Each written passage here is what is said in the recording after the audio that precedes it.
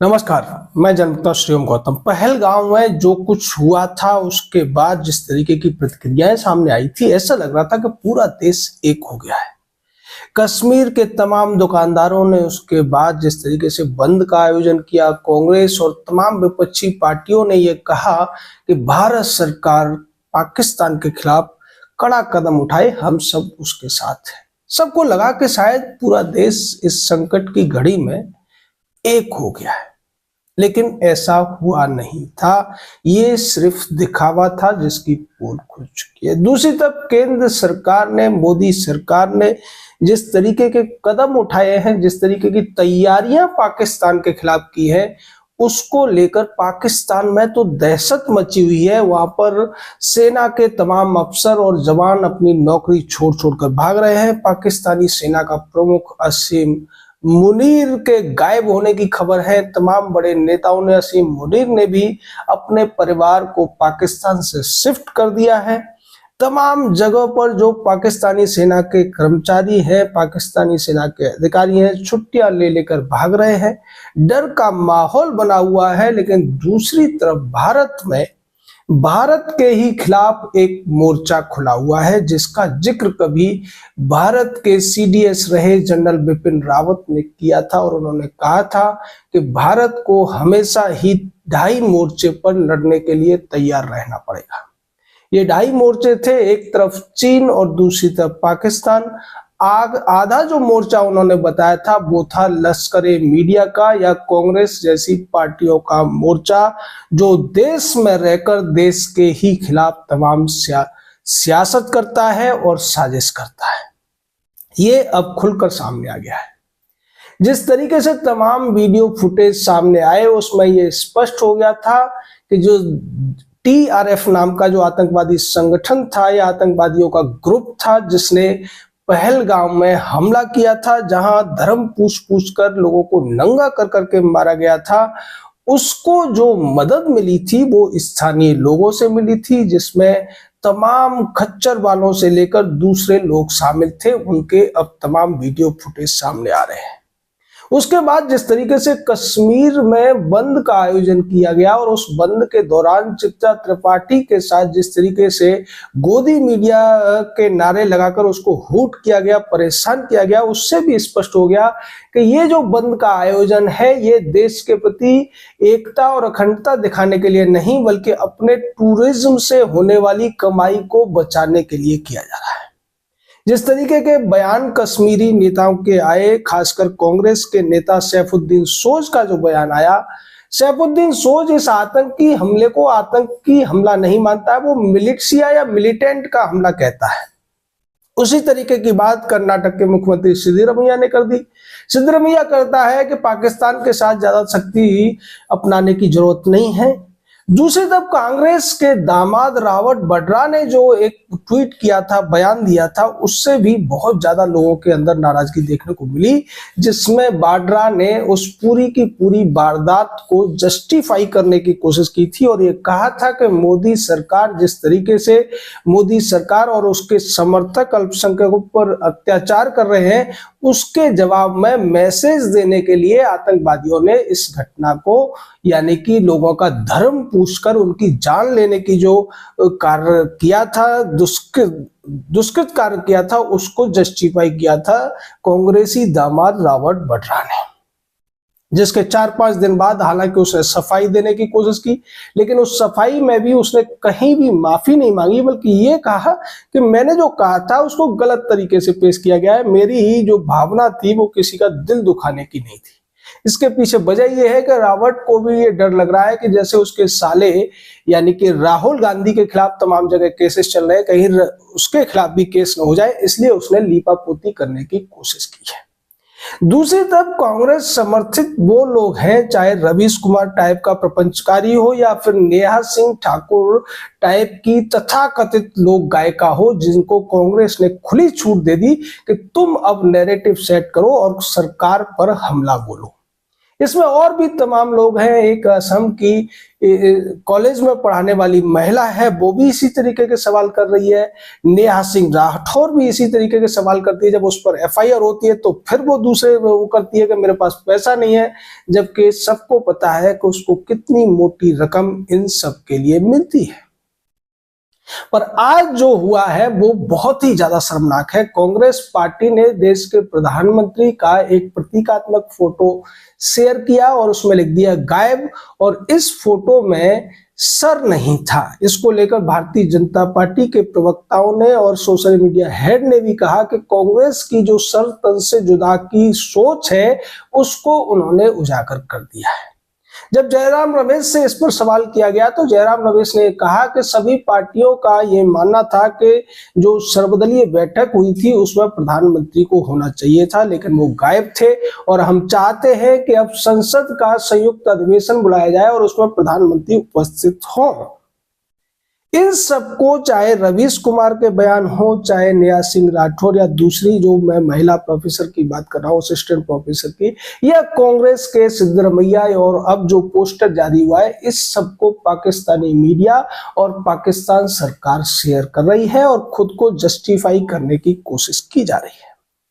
कांग्रेस समर्थित टिकैत बंधुओं ने भी जिस तरीके की बातें पाकिस्तान को लेकर कही हैं कि पाकिस्तान का पानी नहीं बंद करना चाहिए, वहां भी हम जैसे इंसान रहते हैं, किसान रहते हैं, उनको नुकसान नहीं पहुंचाना चाहिए, यानी कि जो एक स्टॉकहोम सिंड्रोम वाली थ्योरी चलती है कम्युनिस्ट और कांग्रेसियों के बीच में, अब वो पूरी तरीके से खुलकर सामने आती हुई नजर आ रही है।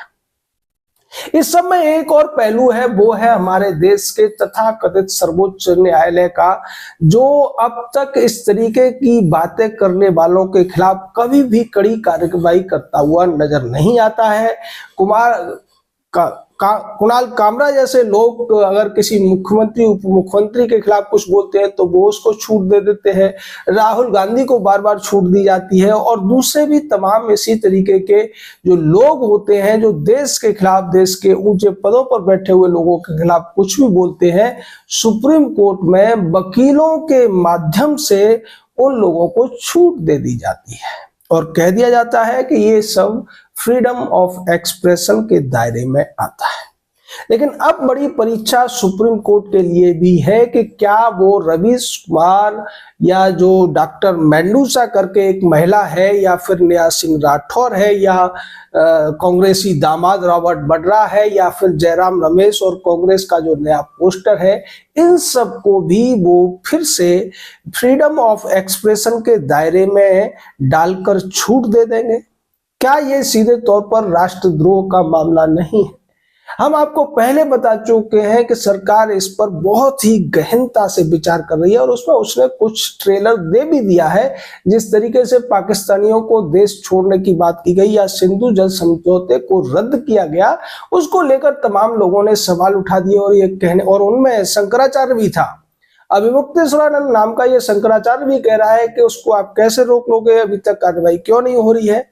ये सारे के सारे लोग या तो मिलिट्री स्ट्रेटजीज को जानते नहीं है, या फिर उन्हें ये पता ही नहीं है कि मिलिट्री स्ट्रेटजीज जैसी कोई चीज होती भी है या नहीं। इनकी नजर में तो फिल्मी तरीका अपनाए जाने की जरूरत है कि अगर किसी विलेन ने कुछ कर दिया है तो हीरो को उसके घर में घुसकर तोड़फोड़ करके और हजारों लोगों को एक साथ मार देना चाहिए, लेकिन उसके लिए भी तैयारी करनी पड़ती है। भारत की तीनों सेनाएं किस तरीके से इस पूरे मामले में तत्परता से जुटी हैं। देश के रक्षा मंत्री सीडीएस के साथ मीटिंग करते हैं, फिर प्रधानमंत्री के साथ पौने घंटे की वार्ता होती है। अंदर ही अंदर बहुत कुछ हो रहा है जिसको किसी को भी बताने की या पूछने की जरूरत नहीं है, क्योंकि ये नेशनल सिक्योरिटी और नेशनल स्ट्रेटेजी का मामला है। हम मिलिट्री स्टडीज के स्टूडेंट रहे हैं, हमें पता है कि मिलिट्री की स्ट्रेटेजीज कैसे बनती है। उसमें तमाम तरह की जो टैक्टिक्स होती है, उनमें एक टैक्टिक्स होती है डोजिंग की टैक्टिक्स। इसमें यह होता है कि दुश्मन आपकी किसी भी अगले कदम को अगर इमेजिन कर पा रहा है तो आपका वो कदम कितना भी घातक हो उसको नुकसान नहीं पहुंचाएगा। यानी कि जब भी कोई आक्रमण करने वाली मिलिट्री होती है वो हमेशा ये दिखाने की कोशिश करती है कि वो कुछ नहीं कर रही है, और जो कुछ उसे उम्मीद होती है दुश्मन को वो नहीं करती है, बल्कि दूसरा ऐसा कुछ करती है जो उसकी उम्मीदों से भी परे होता है। आज भारत की सेना, भारत की सरकार वही सब करने की कोशिश कर रही है, लेकिन दूसरी तरफ भारत में बैठे हुए ये पाकिस्तान समर्थक लश्कर-ए मीडिया और लश्कर-ए राजनीति के जो लोग हैं वो सीधे तौर पर पाकिस्तान को मदद पहुंचाने की कोशिश कर रहे हैं, जिसकी वजह से पाकिस्तान उनकी बातों को शेयर करता भी नजर आ रहा है। लेकिन वास्तव में पाकिस्तान की सेना डरी हुई है, पाकिस्तान में दहशत का माहौल है। जिस तरीके से खबरें आ रही हैं कि पीओके में जो भी आतंकवादी कैंप, ट्रेनिंग कैंप चल रहे थे, बेस कैंप चल रहे थे, उन सबको धीरे धीरे पाकिस्तान ने खाली करा दिया है, क्योंकि उसे पता है कि कभी भी एयर स्ट्राइक के माध्यम से इन सबको उड़ा दिया जाएगा। दूसरी तरफ पाकिस्तानी सेना के बड़े बड़े अफसर छुट्टी लेकर भाग रहे हैं, नौकरी छोड़कर भाग रहे हैं। उन्हें ऐसा लगता है कि अगर इस बार हमला हुआ भारत की तरफ से तो बचना बहुत ज्यादा मुश्किल है। दूसरी तरफ पाकिस्तान को यह भी डर सता रहा है कि शायद उसका देश अब अगर भारत की तरफ से जवाब दिया जाएगा उसके बाद उसका नक्शा जो है वो पहले जैसा नहीं रह पाएगा। बलूचिस्तान में जिस तरीके से पाकिस्तानी आर्मी को विद्रोहियों का सामना करना पड़ रहा है, सिंध में वही स्थिति बनी हुई है, खैबर पख्तूनख्वा में वही स्थिति है। खाली पंजाब एक ऐसी जगह बची है जहां उनको लगता है कि विद्रोह जैसा कुछ नहीं होगा, और इन सबको रोकने के लिए ही पाकिस्तानी सेना ने पहलगाम में ये कुत्सित घटना कराई थी। लेकिन अब उनकी यही गलती बहुत बड़ी गले की हड्डी बनती हुई नजर आ रही है। पूरी दुनिया में ये लगभग तय माना जा रहा है कि इस बार भारत जो जवाब देगा उसके बाद पाकिस्तान के कई टुकड़े होना निश्चित है। हो सकता है वो एकदम से हो जाए या आने वाले 6 महीने 1 साल में देखने को मिले कि पाकिस्तान जो कभी एक देश हुआ करता था वो कई देशों के टुकड़ों में बंट चुका है। दूसरी तरफ तालिबान भी पाकिस्तान के ऊपर हावी होता हुआ नजर आ रहा है। पाकिस्तान को ले देकर चीन और तुर्की से उम्मीद लग रही है, लेकिन चीन को भी पता है कि अगर वो भारत के खिलाफ बहुत ज्यादा आक्रामकता के साथ पाकिस्तान का साथ देगा तो उसके खिलाफ भी बड़ी कार्रवाई हो सकती है।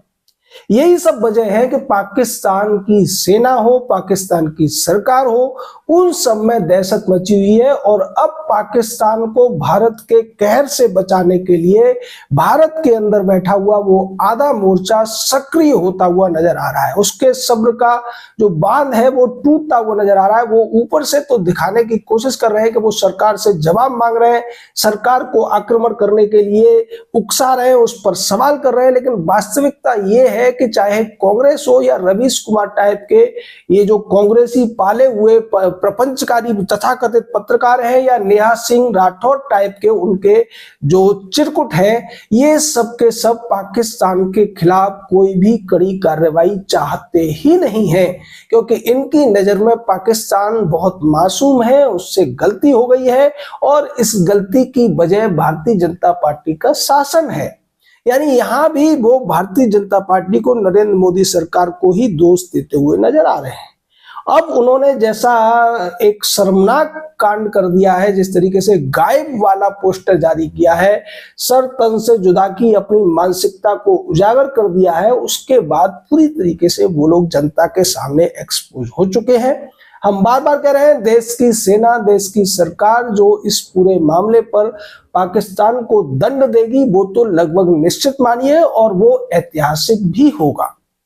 लेकिन उससे पहले इस देश के अंदर बैठे हुए इस तरीके के लश्करे मीडिया और लश्करे सियासतदानों को भी जेल में डालने की जरूरत है, उनके खिलाफ कड़ी कार्रवाई करने की जरूरत है, और ये सुप्रीम कोर्ट के लिए भी कड़ी परीक्षा की घड़ी है, क्योंकि अगर ऐसे लोगों को एक बार फिर से सुप्रीम कोर्ट जीवन दान देने की कोशिश करेगा, उनको अभिव्यक्ति की स्वतंत्रता के नाम पर बचाने की कोशिश करेगा, तो उसकी रही सही साख भी चली जाएगी, जो पहले ही भ्रष्टाचार के तमाम मामले उजागर होने के बाद, भाई भतीजावाद के तमाम मामले उजागर होने के बाद पूरी तरीके से खत्म होती हुई नजर आ रही है। अगर सुप्रीम कोर्ट को अपनी साख बचानी है तो उसे ऐसे लोगों के खिलाफ कार्रवाई होने देनी चाहिए, या फिर ये लोग उनके पास जाते हैं तो इन्हें कड़ी फटकार लगाकर वापस भेज देना चाहिए। देश इंतजार कर रहा है कि पाकिस्तान के खिलाफ कार्रवाई क्या होगी। हम बार बार आपसे कह रहे हैं बहुत कड़ी कार्रवाई होगी, और वो कैसी होगी ये पाकिस्तान की हरकतें बता रही हैं। जिस तरीके से डर का माहौल पैदा हो गया है, सेना में भगदड़ मच गई है, तमाम बड़े बड़े अधिकारी अपने पदों को छोड़कर भाग रहे हैं, देश छोड़कर भाग रहे हैं। तमाम नेताओं ने अपने परिवारों को पाकिस्तान से दूसरे देशों में शिफ्ट कर दिया है। वो जानते हैं कि अगर हमला हुआ तो बचना बड़ा मुश्किल है। इसलिए हम अपने देश के सभी लोगों से कहेंगे कि सेना तो सीमाओं पर या फिर बॉर्डर पर युद्ध लड़ेगी, लेकिन हमें अब इस लश्करे मीडिया और लश्करे सियासत से युद्ध लड़ना है, वैचारिक युद्ध लड़ना है। ये जो झूठ और फरेब का एक नया प्रपंच करने की कोशिश कर रहे हैं, उसे तोड़ने की जरूरत है और तार्किक बनने की जरूरत है। जय हिंद, जय भारत।